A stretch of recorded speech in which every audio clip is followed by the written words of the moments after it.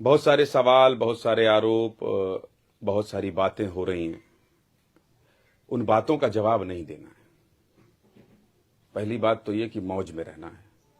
किसी सवाल का, किसी आरोप का जवाब देने के लिए मैं नहीं आया हूं।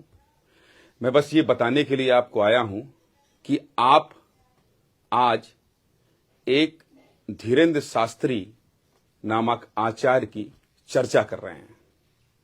आप बागेश्वर धाम वाले आचार्य धीरेन्द्र शास्त्री की चर्चा कर रहे हैं और आप इसलिए चर्चा कर रहे हैं कि वो अंधविश्वास फैला रहे हैं, ये आस्था है या फिर पाखंड है। ये चर्चा पिछले 5 दिनों से आप ज्यादा कर रहे हैं। आप ये जानना चाहते हैं कि ये आखिर है क्या।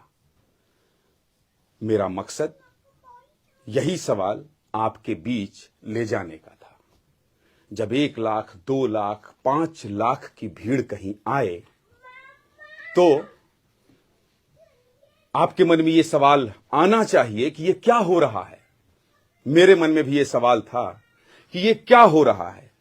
यही जानने, यही समझने मैं आचार्य धीरेन्द्र शास्त्री के राम कथा में गया था और मुझे इस बात की खुशी है कि आज लाखों करोड़ लोग जिनकी आस्था है या जो अंधविश्वास मानते हैं या जो मानते हैं कि ये पाखंड कर रहे हैं, वो उनसे सवाल कर रहे हैं, उन सवालों का जवाब ढूंढ रहे हैं।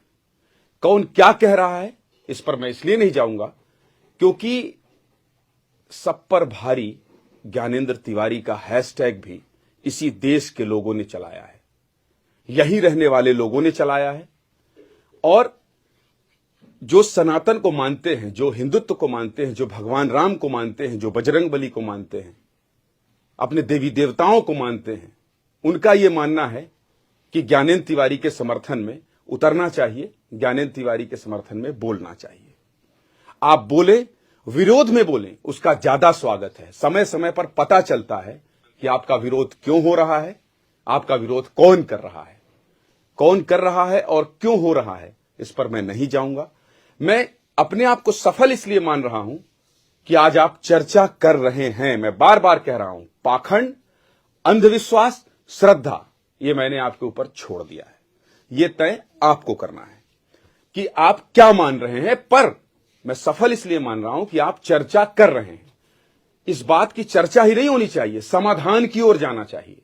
मैं बिल्कुल कह रहा हूं कि अगर लाखों करोड़ों की श्रद्धा, आस्था के साथ खिलवाड़ हो रहा है तो जो लोग बैठकर सवाल पूछ रहे हैं उनको जाना चाहिए वहां। मैं मंच पर गया और मंच पर जाने के बाद सवाल किया। मुझे लगता है इससे ज्यादा सफाई देने की जरूरत नहीं है।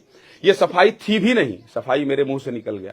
चूंकि बहुत सारे लोग जानना चाहते थे, बात कीजिए, आइए क्या हुआ, ये सब मैं कई बार बता चुका हूं।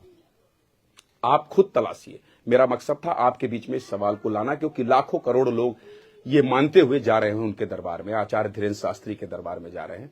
तो आप अब तय कीजिए, जिसको तय करना है वो तय करे और जिसको कार्रवाई करना है कार्रवाई करे, जिसको FIR कराना है वो FIR कराए। पर इस पर चर्चा हो रही है, ये मेरे लिए एक सफल उद्देश्य माना जाएगा, जिस उद्देश्य में गया था।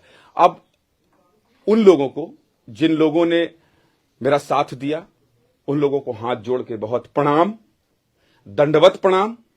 और अगर प्रणाम करना, दंडवत प्रणाम करना अपराध है तो मैं अपराधी सही, मैं अपराधी हूं। जिन लोगों ने मेरे लिए सोचा, जिन लोगों ने मेरे लिए लिखा, मैं ऐसे लोगों को जानता भी नहीं हूं, उनको दंडवत प्रणाम है, चरण स्पर्श है। आप क्या कहते हैं, इससे फर्क सच में नहीं पड़ा है। ज्यादा लोग जानने लगे हैं, ज्यादा लोग पूछने लगे हैं, ज्यादा लोग हालचाल जानने लगे हैं, थोड़ा फोन कॉल्स ज्यादा आने लगे हैं। बस यही हुआ है।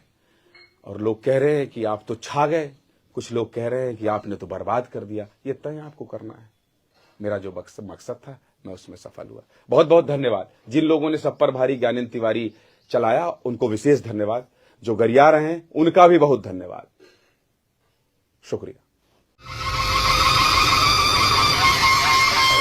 होटल रॉयल पैलेस सागर बुंदेलखंड का सबसे शानदार वेडिंग डेस्टिनेशन, बड़ा ग्राउंड और सागर का सबसे बड़ा बैंकेट हॉल।